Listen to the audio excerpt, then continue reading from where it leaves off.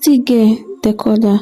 The villagers laughed as they pointed and sneaked to Tinola as she walked past. Before we dive right into this story, please consider subscribing onto this channel, turning on notifications and letting me know where you are watching from in the comments section below. In a village where every woman was as round as the full moon, being thin was a curse. Nobody looked at Tinola twice except to mock her. She was like a dry tree in a forest of mighty trees. In Ini, a woman's beauty was measured by the weight of her hips and the softness of her arms. Mothers stuffed their daughter with bowls of pounded yam, egusi soup, urging them to grow big and beautiful. The bigger the woman, the better her chances of marriage. Men fought over the biggest woman, paying hefty bride price to win their hands. But Tinola was different. She had always been slim, her frame delicate like a river. No amount of the food would make her fat. Her mother tried everything: yam porridge, fried plantains, meat stews, but Tinola remained as slender as the day she was born. Her mother also sang, "Who will marry you, Tinola? You are a shame to this family." Tinola endured the taunts in silence. She worked hard in the fields, fetching water and weaving mats to sell at the market. She had no friends, no suitor, and no one to confide in. Later, she left the house to stay on her own in a small hut.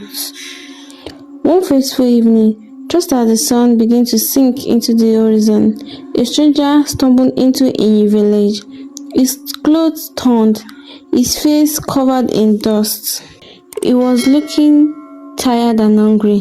The villagers gathered around him, curious and weary. "Who are you?" the village chief asked. "My name is Ayotunde," the stranger said, his voice weak. "I lost my way and ended up here. Please, can someone give me shelter for the night?" The villagers exchanged glares and murmured among themselves. Nobody wants to take in a strange man. What if he was a thief or brought bad luck? One by one, they turned their backs and walked away, leaving Ayotunde standing alone in the village square. From the edge of the crowd, Tinola stepped forward. "You can stay in my house," she said quietly. The villagers gasped. "Of course, the stick girl will take him," someone whispered. "Nobody else wants her anyway." Ignoring their mockery, Tinola led Ayotunde to her small hut. It was a humble home with a thatched roof and mud wall, but it was clean and warm. She gave him water to drink and shared her evening meal of boiled yams and palm oil. "Why do you help me?" Ayotunde asked as they sat by the fire. "Because no one else will anyway," Tinola replied simply. The day turned into weeks, and Ayotunde stayed with Tinola. He helped her with her chores, fetching water from the rivers, and mending the broken fence around their farm. Together, they planted yams and cassava, laughing as they worked. Ayotunde saw something in Tinola that the villagers did not. He saw her kindness, her strength, and her quiet beauty. She was not like the other women in the village, but that made her special. The villagers watched in disbelief as Ayotunde and Tinola became inseparable. They whispered among themselves, spreading rumors and mocking Tinola even more. What does this say now? They wondered. She's too thin to be a proper wife. How can he give him sons? One evening, Ayotunde has had enough.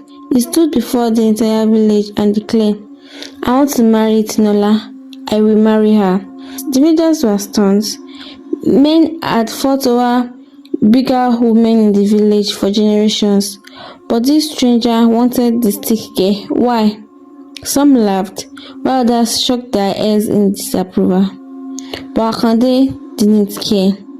He saw beyond the villagers' narrow standards of living and of beauty. He loved Tinola for who she was. On their wedding day, Tinola walked through the village square with her head high. She wore a simple white dress that flowed around her like a river. For the first time, the villagers saw her not as the state girl, but as a woman of grace and strength. From that day on, the whispers stopped. The villagers began to question their old beliefs, realizing that beauty comes in many forms. And Tinola, the girl who had once been mocked and ridiculed, lived happily with Akande, proving that love can break even the strongest bond, the strongest traditions. Please remember to subscribe to this channel and give my video a thumbs up. And I'll see you in my next video soon. Thank you.